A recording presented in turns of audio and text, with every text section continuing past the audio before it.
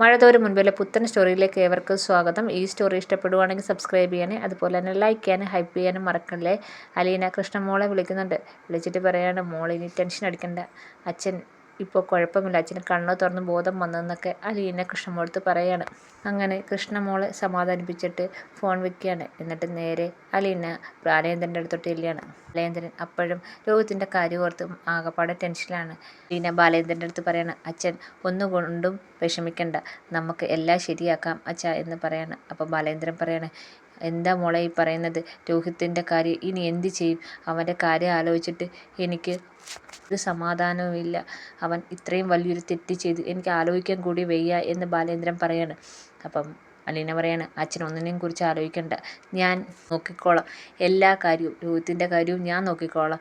അച്ഛൻ അതൊന്നും ഓർത്ത് ടെൻഷൻ അടിക്കേണ്ട ഒരു കാര്യമില്ല, ഞാനുണ്ടല്ലോ, ഞാൻ നോക്കിക്കോളാം എല്ലാ കാര്യവും എന്ന് പറയുകയാണ്. അച്ഛൻ വീണ്ടും ഓരോ ടെൻഷൻ കൂട്ടി അസുഖം കൂട്ടണ്ട എന്ന് അലീന പറയാണ്. അതുകൊണ്ട് അച്ഛൻ സമാധാനത്തിൽ കിടക്കുക എന്ന് പറഞ്ഞ് ബാലേന്ദ്രനെ സമാധാനിപ്പിക്കുന്നുണ്ട്. പക്ഷേ ബാലേന്ദ്രനാണെങ്കിൽ അപ്പോഴും മനസ്സിലെ രോഹിത്തിനെ പോലീസ് കൊണ്ടുപോയ ചിത്രം മാത്രമാണ്, അതോർത്ത് സങ്കടപ്പെട്ടു ഇങ്ങനെ ഇരിക്കുകയാണ്. അങ്ങനെ റൂമിൽ നിന്ന് പുറത്ത് വരുന്ന അലീനയാണെങ്കിൽ മനുവിനെ വിളിക്കുന്നുണ്ട്. മനു ആണെങ്കിൽ അലീനയുടെ നമ്പർ കാണുമ്പോഴത്തേക്ക് പെട്ടെന്ന് എടുക്കുന്നുണ്ട്. എന്താ അലീന എന്ന് ചോദിക്കുകയാണ്.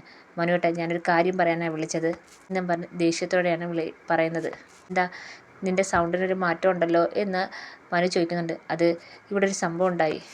അലീന കാര്യങ്ങളൊക്കെ പറയുന്നുണ്ട്. പോലീസ് വന്ന കാര്യവും രോഹിത്ത് ഓടി രക്ഷപ്പെടാനും പോയതും രോഹിത്തിനെ പിടിച്ചുകൊണ്ട് വന്നതും ഹരിയെയും കൂട്ടരെയും അവിടെ പോലീസ് കൊണ്ടുവന്ന് ശരണ്യയുടെ കാര്യങ്ങളൊക്കെ പറഞ്ഞ കാര്യമൊക്കെ അലീന മനുവോട് പറയുന്നുണ്ട്.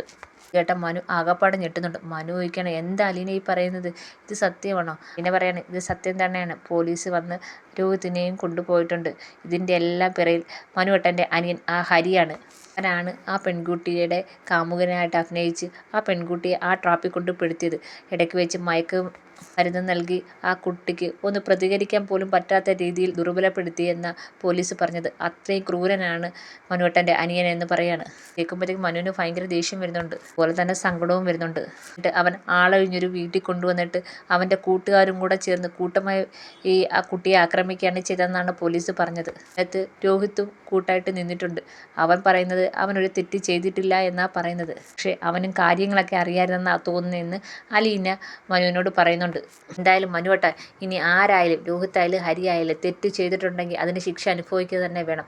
അവനെ രക്ഷപ്പെടുത്താനായിട്ട് നിങ്ങൾ ആരും ശ്രമിക്കല്ലേ. മനുവേട്ടൻ്റെ അനിയനായോണ്ട് പറയുക, അവൻ മഹാ ഫ്രോഡാണെന്ന് പറയുകയാണ്. ഞാൻ പിന്നെ ഈ കാര്യങ്ങളൊക്കെ മനുവേട്ടനെ വിളിച്ച് പറഞ്ഞതേ ഉള്ളൂ. ഇപ്പം ഞാൻ ഹോസ്പിറ്റലിലാണ്. അപ്പം മനു ചോദിക്കുകയാണ്, എന്താ ഹോസ്പിറ്റലിൽ എന്താണെന്ന് ചോദിക്കുകയാണ്.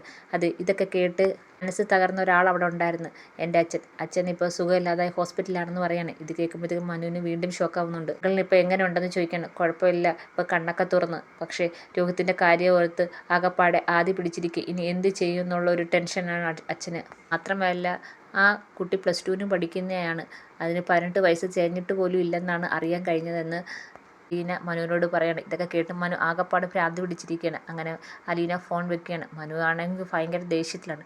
മനു ഉടനെ തന്നെ കൊല്ലപ്പള്ളിയിലേക്ക് വരികയാണ്. നേരെ കൊല്ലപ്പള്ളിയിലേക്ക് വരുമ്പോൾ ഉടനെ കമല വന്ന് ഡോർ തുറക്കുവാണ്. നീ എന്താണ് ഈ സമയത്ത്, നീ വരുമോ എന്നൊരു അറിയിപ്പും ഇല്ലായിരുന്നല്ലോ എന്ന് പറയാണ്.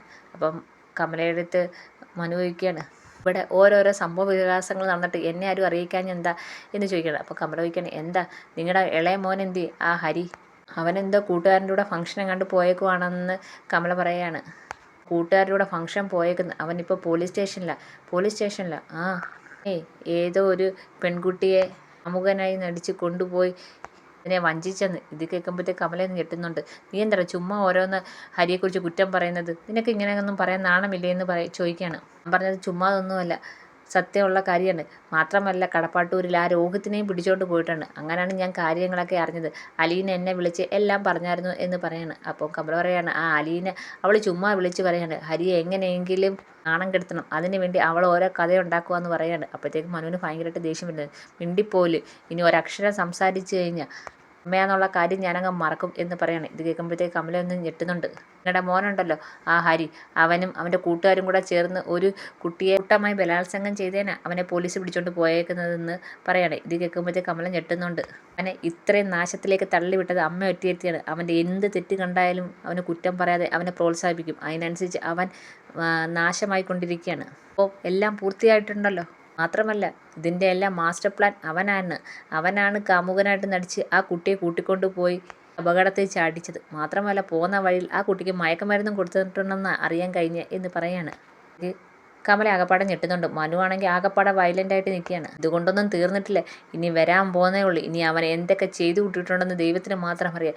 എല്ലാം അനുഭവിക്കാൻ തയ്യാറായിരുന്നോ ഒക്കെ അറിഞ്ഞ് അവിടെ കടപ്പാട്ടൂരിലെ ബാലേന്ദ്ര അങ്കിള് ഇപ്പോൾ ഹോസ്പിറ്റലിലാണ്. രോഹിത്തിനെ അവിടെ വന്ന് പോലീസ് പൊക്കിക്കൊണ്ട് പോയി. അവിടെ ഹരിയും കൊണ്ടുവന്നിട്ടുണ്ടായിരുന്നു. അവിടെ അവൻ്റെ കൂടെ അന്ന് പങ്കാളിയായ കൂട്ടുകാരന്മാരും ഉണ്ട്. എല്ലാവരും കൈവിലങ്ങിട്ടുണ്ടാ അവിടെ ചെന്നതെന്ന് ഞാൻ അറിയാൻ കഴിഞ്ഞതെന്ന് മനു പറയാണ്. ഇതുകൊണ്ടൊന്നും തീരത്തില്ല, ഇനിയും എന്തൊക്കെ കാര്യങ്ങൾ കേൾക്കാനും കാണാനും കിടപ്പുണ്ട്. ഇതിനെല്ലാം കാരണക്കാരി നിങ്ങൾ ഒറ്റയൊരുത്തിയ. ഇത്രയും പിഴച്ച ഒരു സന്തതിയെ പ്രസവിച്ച് നിങ്ങളാണ് ഇതിനെല്ലാം തെറ്റുകാരിയെന്ന് മനു ആണെങ്കിൽ കമലയെടുത്ത് പറയുകയാണ്. അല്ലെങ്കിൽ അവന് പണ്ടേ അങ്ങ് കൊന്നു കളയണമായിരുന്നു, അതാ വേണ്ടുന്നേ എന്ന് പറയുകയാണ് മനു. ഇതൊക്കെ കേൾക്കുമ്പോഴത്തേക്ക് കമലയൊക്കെ ആകപ്പാടെ ഷോക്കാവുന്നുണ്ട്. ആകപ്പാടെ സമ്മതം തെറ്റിയ പോലെ ആവുന്നുണ്ട് കമല. അതുപോലെ സങ്കടം കൊണ്ട് ഭയങ്കരമായിട്ട് കരയുകയും ചെയ്യുന്നുണ്ട്. എന്നും പറഞ്ഞു മനു അങ്ങ് പോവാണ്. മനു ആണെങ്കിൽ നേരെയാണെങ്കിൽ ഇവനെ വിളിക്കുകയാണ്. അച്ഛനെ വിളിച്ച് കാര്യങ്ങളൊക്കെ പറയുന്നുണ്ട്. ഇതറിഞ്ഞ് ഇവനാണെങ്കിൽ എന്ത് ചെയ്യണമെന്നറിയാതെ ഇരിക്കുകയാണ്. എന്നിട്ട് മനു പറയാണ്, അച്ഛൻ നമ്മൾ വിചാരിക്കുന്ന പോലൊന്നുമല്ല കാര്യം, അവൻ പക്ക ക്രിമിനലാണ്. അവനെ ഈ കേസിൽ നിന്ന് അച്ഛൻ രക്ഷിക്കില്ല, അവൻ അനുഭവിക്കട്ടെ. എൻ്റെ ശിക്ഷ അവൻ അനുഭവിക്കുമ്പോൾ മനസ്സിലാവും അവൻ ചെയ്ത തെറ്റിൻ്റെ ആഴം. ഇപ്പം നമ്മളെ രക്ഷിച്ചാൽ ഇനി അവൻ ഈ തെറ്റുകളൊക്കെ ആവർത്തിച്ചുകൊണ്ട് ഇരിക്കും എന്ന് പറയാണ്. അപ്പം ശിവൻ അത് വിശ്വസിക്കാൻ പറ്റില്ല. ശിവൻ പറയാണ്, ഇനി പോലീസിന് തെറ്റിദ്ധാരണയുടെ പുറത്തെങ്ങാനുമാണോ ഹരിയെ പിടിച്ചത് എന്ന് ചോദിക്കുകയാണ്. അച്ഛൻ ഇപ്പോഴും അവനെ ന്യായീകരിക്കണം. അവനൊരു പക്ക ക്രിമിനലാണ്. അതുകൊണ്ടല്ലേ അച്ഛാ ഇത്രയും വലിയൊരു മാസ്റ്റർ പ്ലാൻ തയ്യാറാക്കി ആ പെൺകുട്ടിയെ കുടുക്കിയത്. മാത്രമല്ല ഇതറിഞ്ഞ് ബാലേന്ദ്രൻ അങ്കിളിന് സുഖമില്ലാതാവുകയും ചെയ്ത്. ഇതെല്ലാം കൂട്ടുന്ന ആ രോഹിത്തും പിടിയിലായിട്ടുണ്ട് എന്ന് മനു ആണെങ്കിൽ പറയുകയാണ്. അങ്ങനെ മനു അകപ്പാടെ ടെൻഷനിലും ദേഷ്യത്തിലൊക്കെയാണ്. അലീനയാണെങ്കിൽ ഈ സമയത്ത് ഹോസ്പിറ്റലിൽ നിൽക്കുകയാണ്. എന്നിട്ട് ബാലേന്ദ്രൻ്റെ അടുത്ത് പറയാണ്, അച്ഛാ ഇപ്പം എങ്ങനെയുണ്ട് എന്ന് ചോദിക്കുകയാണ്. അപ്പം ബാലേന്ദ്രൻ പറയാണ്, മോള് വീട്ടിലേക്ക് പോകും, അവിടെ ബബിതയും കൃഷ്ണമോളും ഒറ്റയ്ക്കേ ഉള്ളൂ, അവരെ ഒറ്റയ്ക്ക് നിർത്തിയാൽ ശരിയാവത്തില്ല, മോള് പോകാൻ പറയാണ്. അങ്ങനെ ബാലേന്ദ്രനെ നിർബന്ധിച്ച് അലീനയെ വീട്ടിലേക്ക് വിടുകയാണ്. പിന്നെ വീട്ടിലേക്ക് ചെല്ലുമ്പം കോളിംഗ് ബെൽ അടിക്കുന്നുണ്ട്. അടിച്ച് കുറേ നേരം കഴിഞ്ഞിട്ടാണ് ബബിത വന്ന് ഡോർ തുറക്കുന്നത്. ബബിതയ്ക്ക് ഇതൊന്നും ഒരു പ്രശ്നമൊന്നുമല്ല. ആരെ പിടിച്ചുകൊണ്ട് പോയാലും ആർക്ക് സുഖമില്ലാതായാലും ബബിതയ്ക്ക് ഇതൊന്നും ഒരു പ്രശ്നമല്ല. അപ്പം അലീന ഭയങ്കര വിഷമത്തോടെയാണ് വരുന്നത്. അപ്പം ബബിത ചോദിക്കുന്നുണ്ട്, അച്ഛൻ ഇപ്പം എങ്ങനെ ഉണ്ട് എന്ന് ചോദിക്കണം. കുഴപ്പമില്ല, അച്ഛൻ കണ്ണ് തുറന്നിട്ടുണ്ട് എന്ന് പറയാണ്. കൃഷ്ണമോൾ എന്തിയെ എന്ന് ചോദിക്കുകയാണ്. അങ്ങനെ അലീനയാണെങ്കിൽ വീട്ടിലേക്ക് വരികയാണ്.